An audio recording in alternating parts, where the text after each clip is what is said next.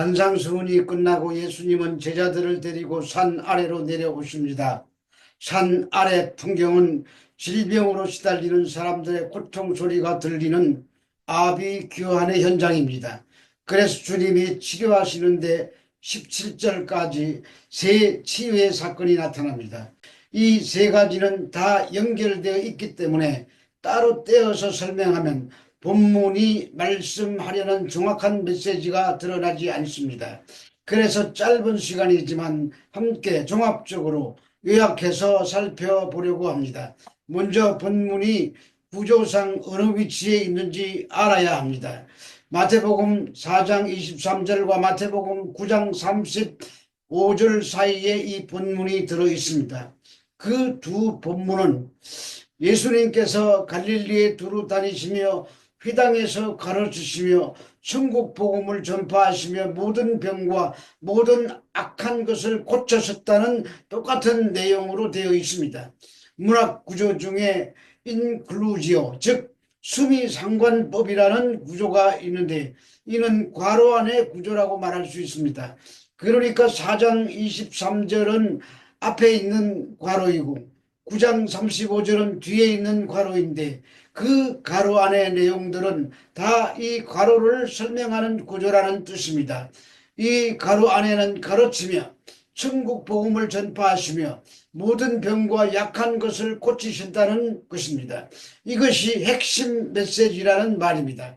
그래서 이제 세 가지 예수님의 사역을 통해 주님이 산 아래로 내려오신 목적이 이 세상에 살고 있는 그의 백성을 구원하시려는데 초점이 있다는 것을 우리에게 교훈하고 계십니다. 마태복음 8장 1절의 말씀입니다. 예수께서 산에서 내려오시니 수많은 무리가 따르니라. 예수께서 산에서 가르치는 사역을 끝내고 내려오셔서 산에서 가르치신 내용을 실천해 보이십니다. 가르침으로 끝나지 않고 삶의 현장에서 실천함으로 알고만 있어서는 안 된다는 교훈을 하시려는 것입니다. 이것이 예수님의 사역의 밸런스입니다. 산에서 배운 과정을 끝냈으면 산에서 내려와 삶으로 고통받는 자들에게 선한 영향력을 끼쳐야 합니다. 우리가 주일 예배를 드리는 것도 산 위에서 하나님의 말씀을 배우는 것입니다. 그렇다면 배우는 것으로 끝나지 말고 한 주간 동안 세상 속에서 배운 대로 실천함으로 예수를 전해야 합니다. 세상에는 육신의 질병에 시달리는 자들도 있지만 영적으로 정신적으로 고통받는 환자들이 가득한 곳입니다. 그래서 우리의 삶을 통해서 그들에게 살아계신 예수님에 대한 메시지를 던지고 소망을 주어야 하는 것입니다. 그것이 산에서 내려오는 이유가 되는 것입니다. 마태복음 8장 2절에서 4절의 말씀입니다.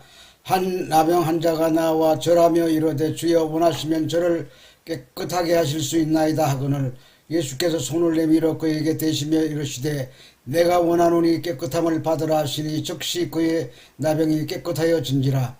예수께서 이르시되 삼가 아무에게도 이르지 말고 다만 가서 제사장에게 내 몸을 보이고 모세가 명한 예물을 드려 그들에게 입증하라 하시니라.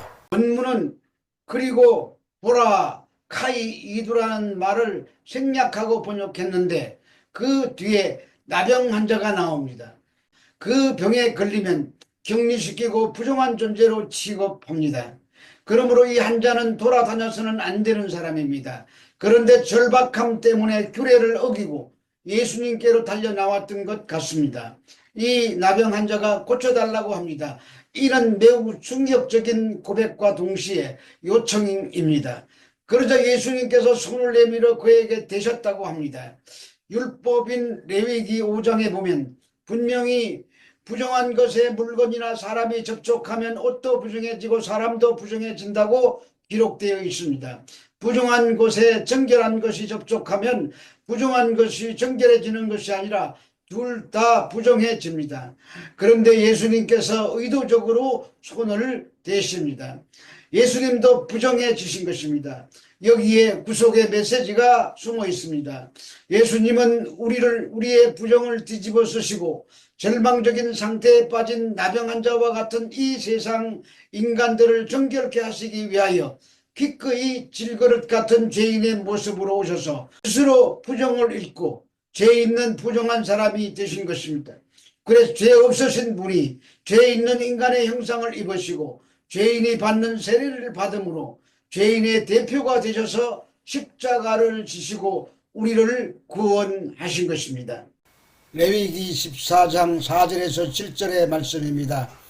제사장은 그 정결함을 받은 자를 위하여 명령하여 살아있는 정결한 새 2마리와 백항목과 홍색실과 우슬초를 가져오게 하고, 제사장은 또 명령하여 그 새 하나는 흐르는 물 위에 질그릇 안에서 잡게 하고, 다른 새는 산채로 가져다가 백향목과 홍색실과 우슬초와 함께 가져다가 흐르는 물 위에서 잡은 새의 피를 찍어 나병에서 정결함을 받은 자에게 7번 뿌려 정하다 하고, 그 살아있는 새는 덜에 넣을지며. 본문 4절에 예수님께서 가서 제사장에게 내 몸을 보이고 나았음을 입증하라고 하십니다.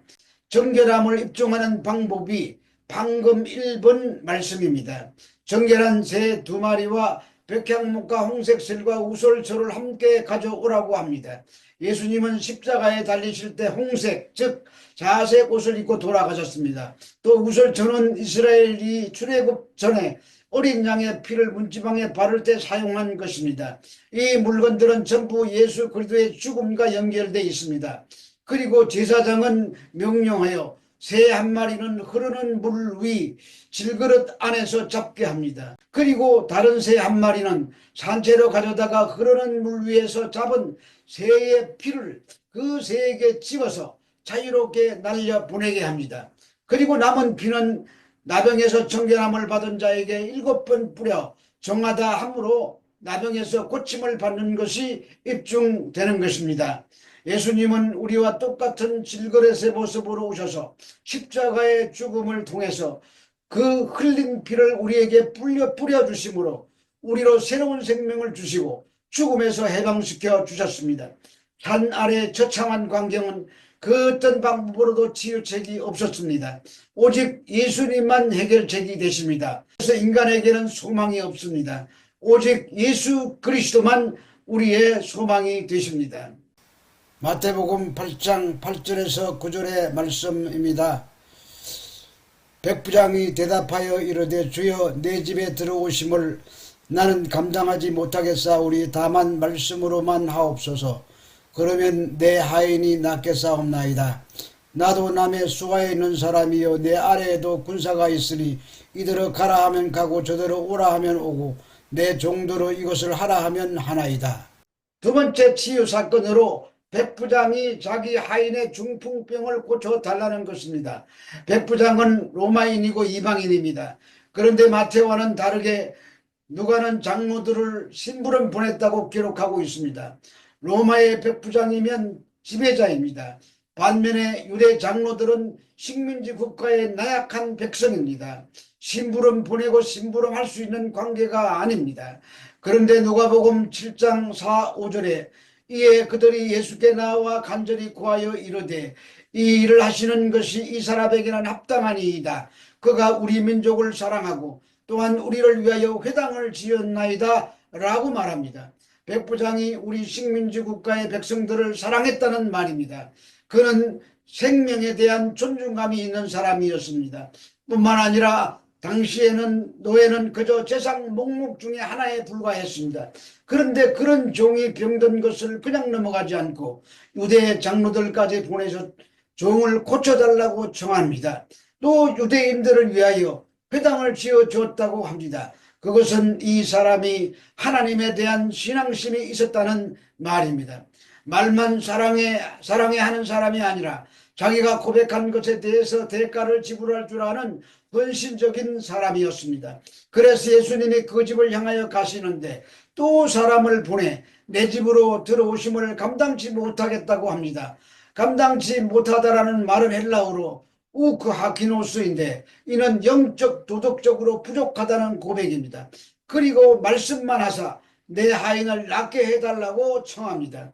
그러자 예수님이 이스라엘 중에 이만한 믿음을 만나보지 못했다고 하십니다. 이 말씀은 이스라엘은 나병에 걸린 환자와 같은 상태에 빠져 있는데 구원에서 제외되었다고 하는 이방인은 이런 훌륭한 신앙을 가졌다는 것을 극명하게 대조시키고 계신 것입니다. 너희는 구원 못 받아도 이 사람은 구원 받는다는 말씀입니다. 당시 이스라엘 사람치고 구원받지 못할 사람이라고 생각한 사람은 하나도 없었습니다. 반면에 이방인들은 개, 돼지 취급을 하며 저들은 구원받지 못하는 존재라고 비웃고 무시했습니다. 그런데 오늘 마태복음 8장 11절로 12절을 보면은 또 너희에게 이르노니 동서로부터 많은 사람이 이르러 아브라함과 이삭과 야곱과 함께 천국에 앉으려니와 그의 본 나라의 본 자손들은 바깥 어두운 데 쫓겨나 거기서 울며 이를 갈게 되리라고 합니다. 그러니까 여기 나병 환자는 이스라엘을 가리키는 것입니다. 그리고 이 백부장 사건은 장차 이방인에게 복음이 전파되고 믿게 될 것을 암시적으로 말하고 있습니다. 마태복음 8장 13절에서 15절의 말씀입니다. 예수께서 베드로의 집에 들어가사 그의 장모가 열병으로 앓아 누운 것을 보시고 그의 손을 만지시니 열병이 떠나가고 여인이 일어나서 예수께 수종들더라. 당시에는 장모라고 해도 자기 아내 위에 다른 여성에게 손을 댄다는 것은 율법에 어긋나는 행동입니다. 그런데 열병이 떠나가고 여인이 일어나서 예수님께 수종들었다고 합니다. 여기서 일어나서라는 단어가 중요한 단어입니다. 헬라어로 에게이로, 이것은 부활 용어입니다. 그러니까 이 여인은 마치 죽었던 자였는데 새로운 생명으로 부활을 되어서 일어나서 제자로서 섬김이 시작되었다는 뜻입니다. 그리고 나서 이사야 53장 4절의 글이 인용됩니다. 그는 실로 우리의 질고를 지고 우리의 슬픔을 당하였거늘 우리는 생각하기를 그는 징벌을 받아 하나님께 맞으며 고난을 당하여 하였노라고 하는 그 예언의 말씀처럼 이사야 예언이 성취된 것입니다. 따라서 이 세 가지 치유 사건의 메시지는 나병 환자와 같은 상태에 빠진 이 세상에 예수님이 육신을 입고 오셔서 자신이 흘리신 보혈의 피로 우리들에게 새로운 부활의 생명을 주시고 우리를 죄와 사망에서 건져 자유롭게 하셨다는 것입니다. 그러면 이 은혜를 입은 우리들은 교회 안에만 머물러 있지 말고 예수님처럼 산 아래로 내려와야 합니다. 우리는 죽었던 자들이었는데 예수님께서 내 대신 십자가에 피 흘려 죽으심으로 우리가 산자가 되었기 때문입니다. 이 말씀은 다시 한번 이 칙칙한 우울한 시대를 살아가는 우리 모두들에게 힘이 되고 절망에 처한 죽어가는 영혼들에게 소망을 주는 말씀입니다. 우리는 주일마다 교회에서 하나님의 말씀으로 가르침을 받습니다. 그것을 예배라고 합니다. 그러나 예배는 주일을 시작으로 토요일까지 계속되는 것이 예배입니다. 교회에서 들은 말씀에만 머물러서 있어서는 안 되고 듣고 깨달은 것을 산 아래 동네 세상 속으로 들어가 온갖 영적 정신적 질병으로 고통받는 자들에게 소망을 던지는 예배가 계속되어야 한다는 말입니다. 우리 모두 이렇게 자기를 산 아래서 내려와서 주님께로 드리는 사람들이 되시기를 우리 주 예수 그리스도 이름으로 축원합니다.